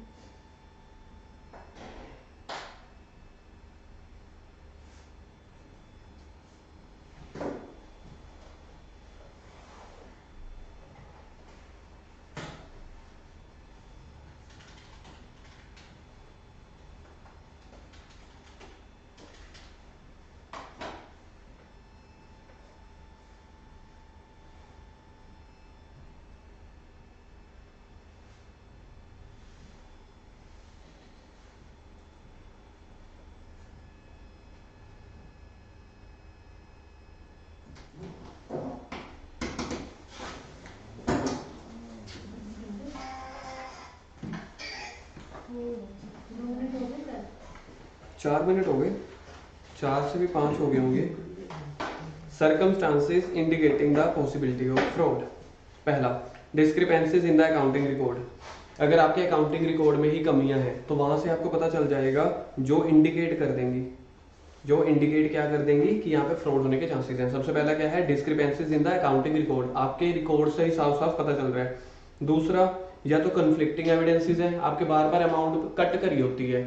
अब जैसे हमारी गाड़ी खराब हो गई थी हरिद्वार से आते हुए, हमने गाड़ी में डलवाए थे, क्या डलवाए थे अनुज, ब्रेक। तो उस पे एमआरपी था 1300, सॉरी एमआरपी था कुछ 1000 समथिंग। तो उसने ना आखिरी वाली 0 हटा के 3 किया हुआ था, या कुछ ऐसे गड़बड़ की हुई थी। मैंने कहा भाई ये एमआरपी क्यों कट किया हुआ है? कहता नहीं, वो ना पीछे से ही कट करके देते हैं। अब हमारी गाड़ी जो खराब हुई थी वो हुई थी ऐसे, आप लगा लो कि कुछ गाँव में, हमारे पास कोई और ऑप्शन ही नहीं था। वहां से ही पता चल रहा था कन्फ्लिक्टिंग एविडेंसेस हैं, कुछ कटिंग वगैरह करके, या एविडेंसेस मिसिंग है। वो कह रहे हैं यार एमआरपी है ही नहीं, सीधा ऐसे ऐसे ही मिले हैं, तो आपको 1300 की पड़ रही है, लेनी है तो लो। हमने तो लेना ही था ना मुसीबत के टाइम पे तो। और तीसरा आपके पास है unusual relationship between auditor and management. भाई आप आपस में चाचा मामा लगे हो या चाचा भतीजा लगे हो, इतना मतलब एक दूसरे के घर आना जाना क्यों है, सारी ट्रांजैक्शन में ऑडिटर क्यों इन्वॉल्व है, या आप कहने का मतलब दोनों चीजें अगर आप रली मिली भगत करते हो तो ये है। सबसे पहले क्या है, आपके अकाउंटिंग रिकॉर्ड में डिस्क्रिपेंसीज है। Transaction that are not recorded in a complete और timely manner are improperly recorded. तभी आपको पता चल जाएगा। टॉपिक क्या है, indicating the possibility of fraud. दूसरा, अनस्पॉटेड या अनऑथराइज्ड बैलेंसेस। तभी तो जब आप ऑडिट करने जाते हो ना, वाउचिंग कहते हैं आपको, कि पहले वाउचिंग करो। उसका मतलब होता है कि देखो कि बिल आया हुआ है, बिल कंपनी के नाम पे था, उसके मालिक के साइन थे, आप लोगों ने अगर परचेज किया तो कुछ ऑथराइज किया, ये सारी चीजें। और तीसरा है last minute adjustment that significantly affect the financial result. तो पहला क्या हो गया, अकाउंटिंग रिकॉर्ड्स आपके गलत हैं, जो आप ट्रांजैक्शन को टाइमली मैनर पे रिकॉर्ड नहीं कर रहे, अनऑथराइज्ड ट्रांजैक्शन करते हो, लास्ट मिनट में एडजस्टमेंट करते हो।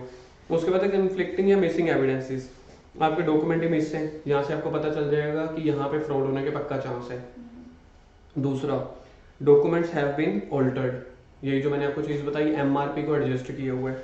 तीसरा, अनअवेलेबिलिटी ऑफ अदर देन फोटोकॉपीड या इलेक्ट्रॉनिक ट्रांसमिटेड एविडेंसेस, आप कह रहे हो कि हमारे पास तो बस ईमेल में ही पड़ा है या फिर फोटोकॉपी पड़ी है, भाई ओरिजिनल दिखाना तब हम माने कि क्या है। Significant unexplained items on reconciliation, हमने बोला भाई ये कहाँ से है, वो कहाँ से है, या गुड्स आपकी यहाँ पे शो हो रही हैं, गोडाउन में दिख रही है, यहाँ पे शो नहीं हो रही, बताइए भाई वो ना ऐसे हुआ था, वो ऐसे हुआ था ना, वो वैसा हुआ था, तो हमने बताया कि कैसा हुआ था, वो बता ही नहीं पाई। Inconsistent response from the management और एम्प्लॉइज, ऐसा वैसा कैसा ऐसा कर करके, समझ में आ गए। मिसिंग एविडेंसेस वाले पॉइंट। नेक्स्ट आपके पास है unusual relationship between auditor and management, undue time pressure imposed by management to resolve the complex issue. एक तो गलतियां करो, ऊपर कह रहे हो भाई जल्दी कर, पैसे लेने ना, ऑडिट फीस लेनी है ना, जल्दी कर। दूसरा, complaint by management about the conduct of audit, वाह ये देखो पॉइंट क्या है, complaints by management about the conduct of audit particularly connection with auditors critical examining assessment of audit evidence or in resolution of potential disagreement with management। Management के साथ आप लड़ रहे हो भाई, ये ला वो ला ये ला, मैनेजमेंट वाले टीसीडब्ल्यूजी के पास चले गए, ठीक है, कि भाई हमारे तो ऑडिटर ऐसे ऐसे कर रहे हैं, मतलब एक तो चोरी ऊपर से सीना चोरी, एक तो आप गलत करके बैठे हो, ऑडिटर आपसे पूछ रहा है, आप कंप्लेंट लगाने जा रहे हो टीसीडब्ल्यूजी वालों के पास। Unusual delay by the entity in providing the requested information, ये कभी नहीं खत्म किया जा सकता, मतलब मैनेजमेंट वाले इतना लहू पीते हैं ना, इतना दुखी करते हैं। हमारे वही स्टेसलिट वाले, हमें याद है जितने मतलब हमारे वो हुई है ना बदसलूकियां, सारी वही बद्दी की एक ही कंपनी में हुई है स्टेसलिट में, सारे वही थे। उनका तो वो जो सेल मैनेजर था ना, सेल एचओडी, वो तो सीधा मतलब ऐसे था, छोटा सा 4.5 फुटिया, ओ यार तुमने जो लिखना है लिख दो, मैं को अपना ट्रक छुड़वाऊं, अपने उसकी डिलीवरी दिलवाऊं कि मैं आपके कागज देता रहूं, because he knows we are internal auditor, जो लिखना लिख, स्टैट ऑडिटर रहेगा तब मैं ऐसे कर लूंगा। तो हमें तो सीधा जो लिखना लिख दो, मेरे को ट्रक छुड़वाऊं कि मैं आपको कागज दूं, तो कहता जो लिखना लिख दो, बस उसका एक ही डायलॉग होता था। ठीक है, इतनी इज्जत मिलती है इंटरनल ऑडिटर को। अनविलिंगनेस टू ऐड और revise the disclosure in the FS to make them complete और understandable. Unwillingness to address the identified weaknesses in internal control, मतलब आप टाइम पे वो चीजों को सेट आउट नहीं कर रहे। और लास्ट में अदर खुद पढ़ना है। Okay, question number 1, define the fraud. Fraud में आता था प्रेशर, इंसेंटिव प्लस नहीं intentional act, use of dissipation, legal या अनजस्ट एडवांटेज। ठीक है, define the fraud and it's meaning, हो जाएगा ये। पहले वाले 5 पॉइंट्स में था। उसके बाद था short note on FFR, short note on FFR, fraudulent financial reporting. इसके साथ आप डिफरेंट वेज लिख दोगे, जिसमें पहला पॉइंट था फिक्टिशियस जर्नल एंट्रीज वाला, ठीक है, वो वाले लिख दोगे। In the course of audit of TCS Limited, you suspect that management has indulged in fraudulent financial reporting. State the possible sources of such fraudulent financial reporting. बताओगे कौन से है? पहला था inappropriate नहीं होती, पहला होता है fictitious, लिखो fictitious journal entries। सेकंड बताओ मुझे, सेकंड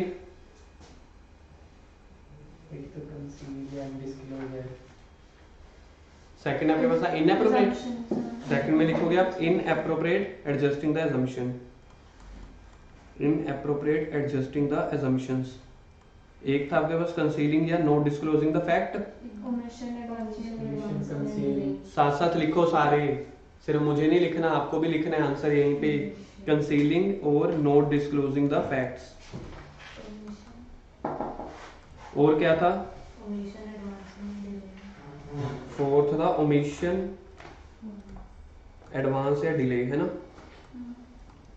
4 हो गए। और कॉम्प्लेक्स ट्रांजैक्शंस, ठीक है, बस बहुत है इतने, जल्दी से लिखो इसको साथ में, कॉम्प्लेक्स ट्रांजैक्शंस में इन्वॉल्वमेंट।